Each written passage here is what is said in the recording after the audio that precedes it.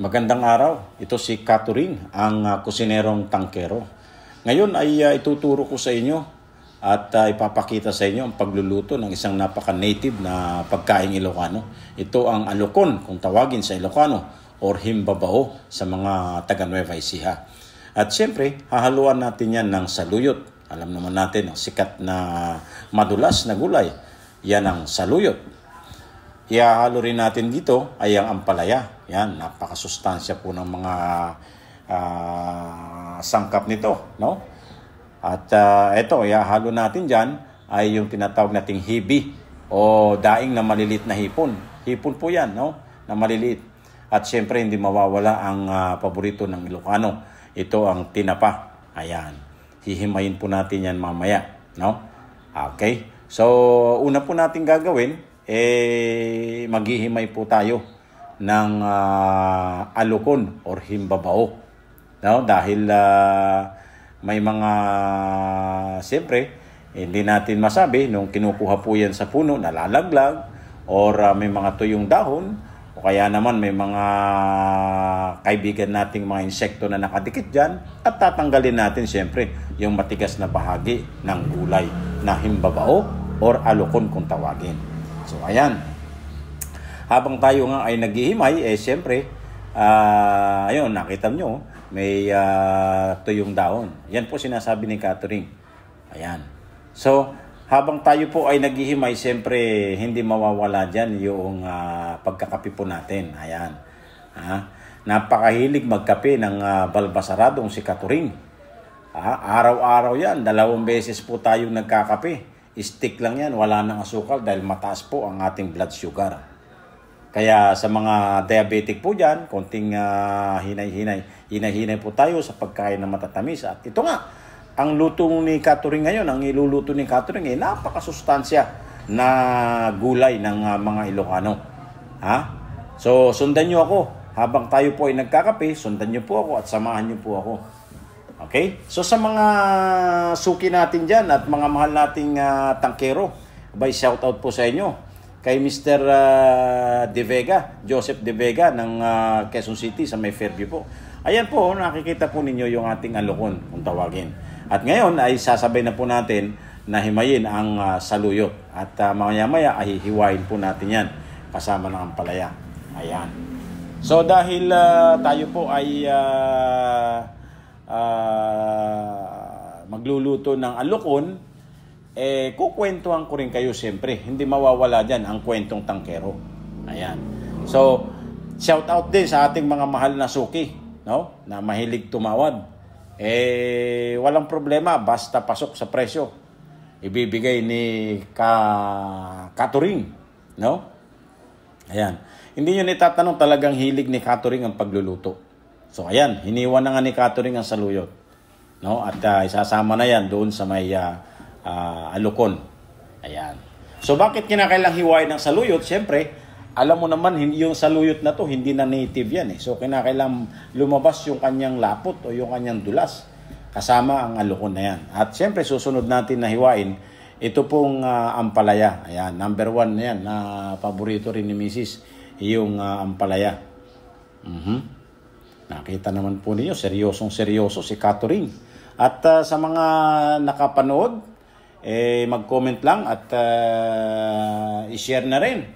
Like and share na rin ang atin pong video para sa mga gustong gumaya o matuto sa pagluluto ng lutong Macau ni Catherine. Ayan. Sa shoutout din siyempre at thank you very much sa nagbigay po sa atin ng alokon. Libre lang po yan. Libre po yan ng isa nating sumasideline na rider. Pagka kanyang day off niya, gwardiya po siya, pag day off niya, naghahanap yan ng mga gulay ng kapitbahay na hindi ginagalaw. So, ayan, alokon. At every time mo na panahon ng tag-alokon, hindi niya ako nakakalimutan. Kaya, Bong, shout out sa iyo. At harinawa na lagi kang nasa ligtas na pagjujuti. Ayan. Kasama siyempre ng iyong buong pamilya. Yung anak na malusog. Ayan. Thank you very much. Ayan. At si Mrs. naman siyempre, nangaabala. Yan ang gusto ko kay Mrs. Mahilig mag-abala. Kakain lang alam niya, hindi marunong magluto. Ayan, si Mrs.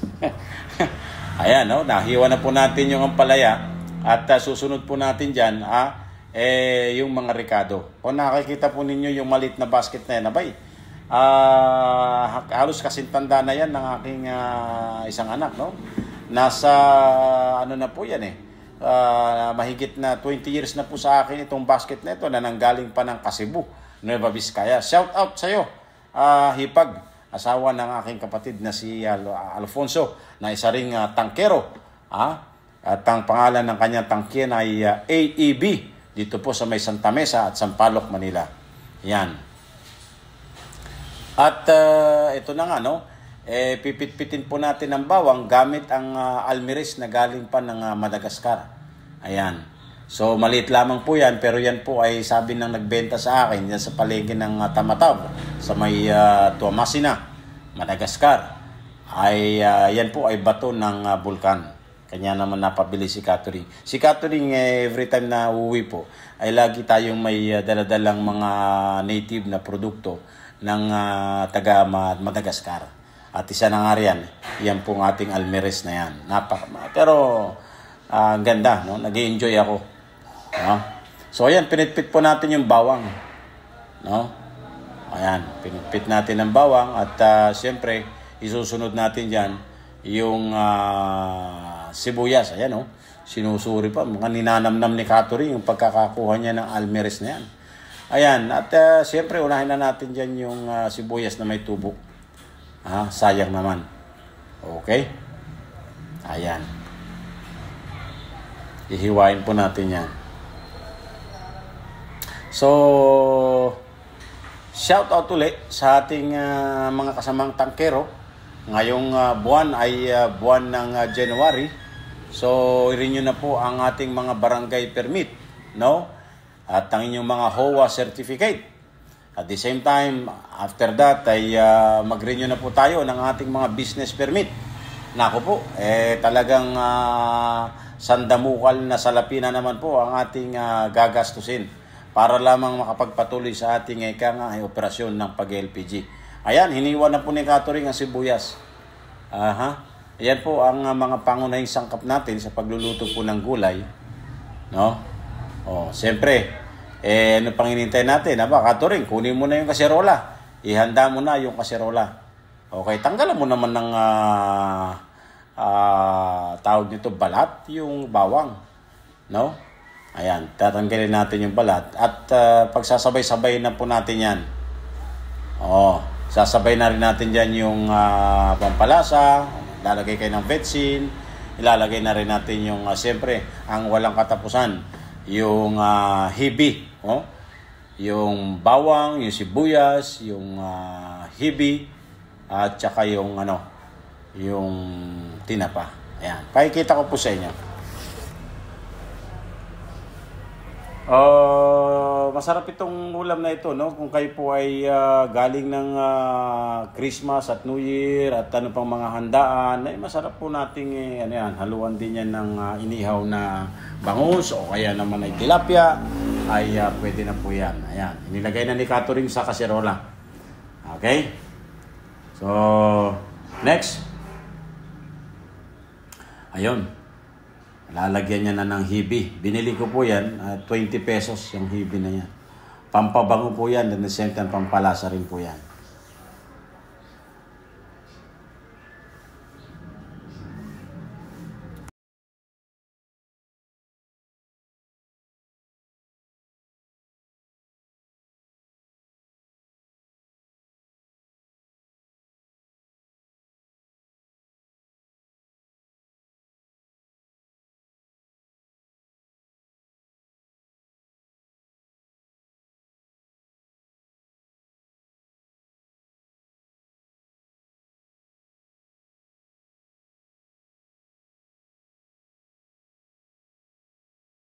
Ayan, at nilagyan na nga natin ng hibi.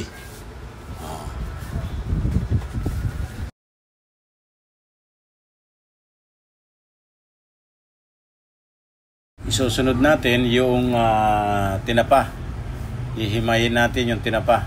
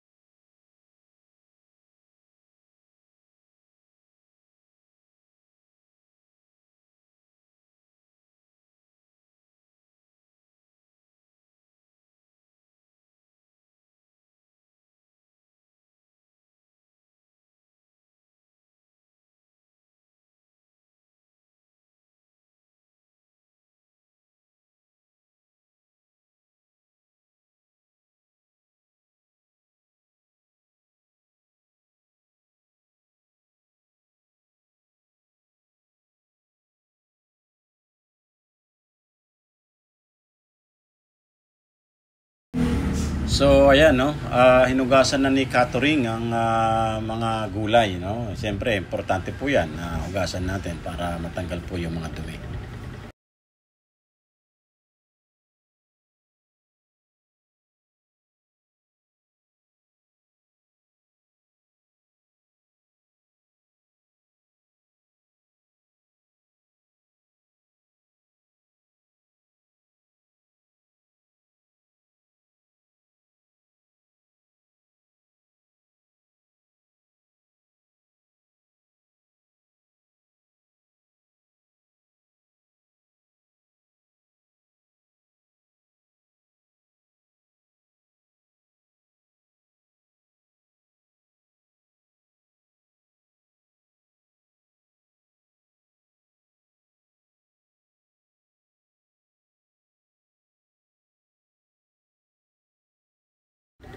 Ngayon naman ay lalagyan na po natin ng katamtamang sabaw yung ating kaserola.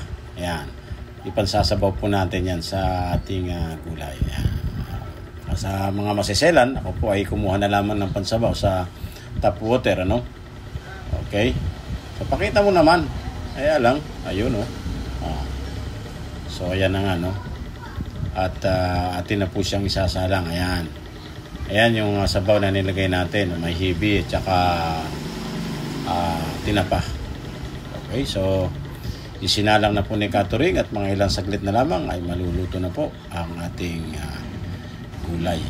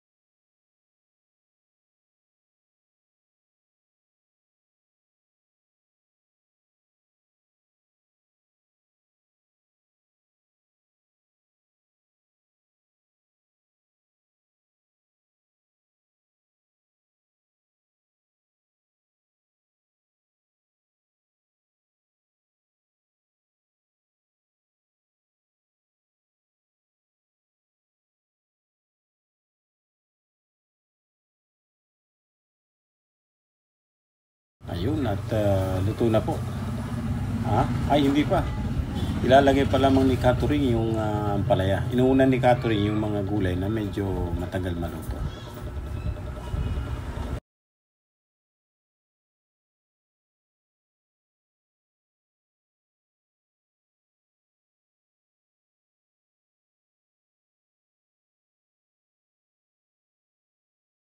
Tikman ni Catering. Tikman mo Catering kung anong lasa. Pasok ba?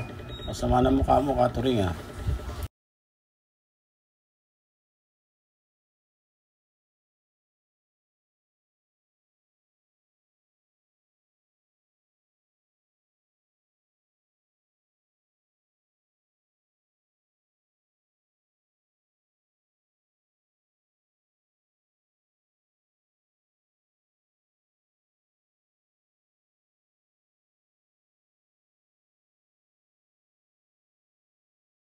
At nilagay na nga ni Catering yung alokon, yung babao. Nakpo, napakasarap po niyan at siguradong mapaparami na naman ang kain si Catering.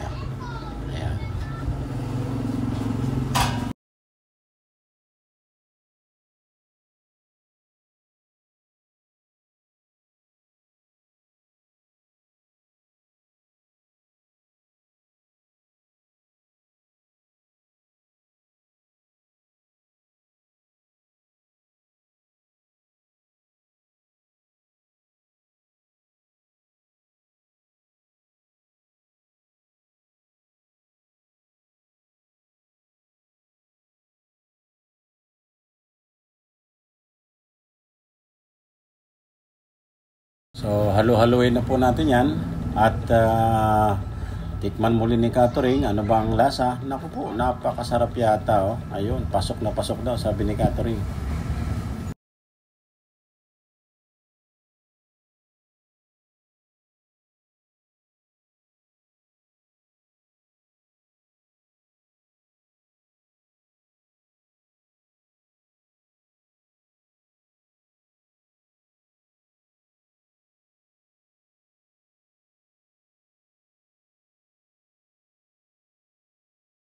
Yun, no?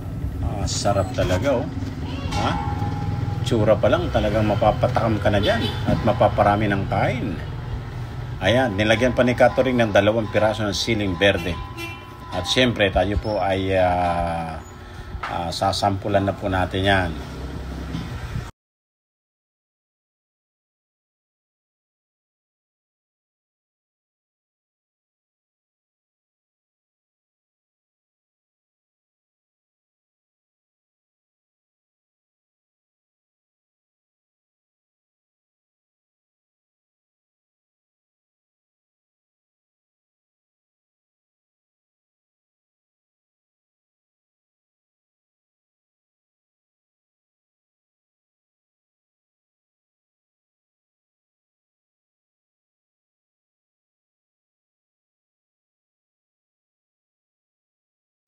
At ayun na nga, napakasarap po ng yan po ang produkto ni Catering, ang dinengdeng na alukon. Hinaluan po natin ng ampalaya at saluyot with matching tinapa at hibi. Ayan. So, samahan niyo po si Catering na tikman ang luto ni Catering. At sa mga hindi nakakaalam pa ng luto na yan, ay balik-balikan naman po ang video natin. Hingan po natin ng pinal na pagtaya kung ano po ang lasa o kalidad ng luto ni Catering. Ayun, talagang okay. So sumubo ka na, Catering, at bigyan mo yan ng thumbs up kung pasok ba sa kategorya yung luto mo. Ano masasabi mo, Catering? Panalo ba? Yun.